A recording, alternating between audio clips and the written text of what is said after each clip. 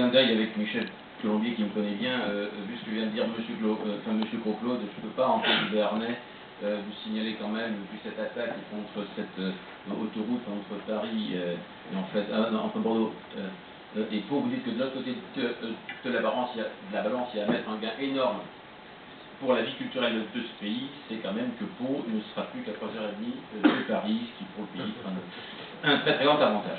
Bon, alors, en fait, tout l'objectif c'est la pression béarnaise pour avoir le TGV à Pau, comment est efficace.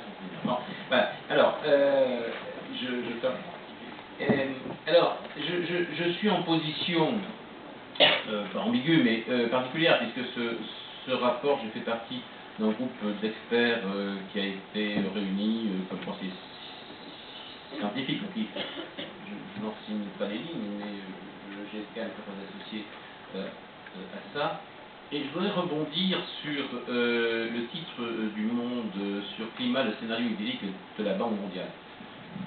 Pourquoi je fais ça? Parce que je m'occupe de ces sujets depuis très longtemps, depuis 88-89, et j'ai vu à plusieurs reprises comment des titres de journaux, en particulier dans une tentative avant COP6 à La Haye de faire un compromis entre l'Europe et les États-Unis, comment des titres de journaux peuvent faire que dans un pays, les gens, à un moment donné, ne comprennent plus ce qui se passe. Une taxe carbone, c'est pareil que j'en reviens. Et j'ai envie de répondre à la chose suivante. Premièrement, les 2 à 400 milliards dont ce rapport parle, c'est en 2030. Deuxièmement, ça fait 0,8% du PIB de l'OCDE aujourd'hui, donc je n'ai pas fait le calcul pour 2030. Enfin, ça ne quand même pas des trucs absolument énormes. Par contre, l'article dit, mais nous, actuellement, on peut mettre que 15 milliards. Ça veut dire quoi? Ça veut dire qu'on dit aux gens, il faut faire quelque chose, mais il n'y a plus de sous. Et les gens ont le sentiment qu'il n'y a plus de sous, dit comme ça. Enfin, tirer de l'argent de ma poche. Et je pense que c'est le titre qui empêche de voir ce qui est en train de se passer. Je ne peux pas revenir, Michel m'a beaucoup facilité la tâche, donc je vais aller très vite. Mais revenir sur un légèrement différent sur le passé, sur un point précis. On sait depuis 92 qu'il y a un nœud gordien climat-développement, on le sait. C'est pour ça que le bio a été fait comme ça. Et depuis, il y a eu une dérive. Et cette dérive, ça consistait à dire, écoutez, il faut abattre le carbone là où c'est plus facile de le faire. Ça, c'est un idiot. When it is possible, cheaper to do so. Voilà.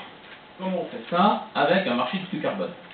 Comment on fait du marché du carbone de Kyoto? Vous avez des pays qui prennent des engagements et qui font des échanges. Question d'après, ah oui, mais alors la Chine et l'Inde, et ça reste quand même quelque part dans la tête des gens qui sont autour d'une table de négociation, même s'ils ne sont pas économistes, et peut-être surtout s'ils ne sont pas économistes, de dire, on va demander aux Chinois et aux Indiens de prendre des engagements.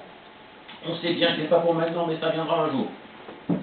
Donc, on va essayer d'accélérer ça. Et comment? On va avoir un petit peu de monnaie, comme ça on fait un petit peu d'argent pour les mettre dans la bonne disposition des choses. Je te récapitule. Il y a une seule chose qu'il faut se rendre compte quand on dit ça, c'est que 50 $, je ne sais pas qui m'avait donné ça comme argument, c'est 50 $ la tonne de carbone. Ça double le prix du ciment en Inde. L'impact sur la construction dans un pays qui est en train justement d'avoir des centaines de millions de gens qui ont accès à des logements décents est tel qu'il n'est pas vrai qu'on compensera ça par des allocations généreuses de quotas. Bon. Le monde est comme ça. Donc ça veut dire qu'il n'y aura pas un jour du cap and trade et que vous savez très bien, on peut faire des choses, mais il faut se rappeler ça. Deuxièmement, ces 50 € sont beaucoup trop faibles pour arrêter la dynamique urbaine en Inde, en Chine et au Brésil, qui n'est pas un problème surtout de prix de l'énergie, c'est les prix du foncier, c'est l'économie duale, c'est l'économie informelle, c'est la corruption, c'est tout ce que vous voulez, c'est les marchés politiques locaux sur les droits de bâtir. Donc ça veut dire, dans un jargon technocratique, des politiques domestiques. Comment se font les politiques?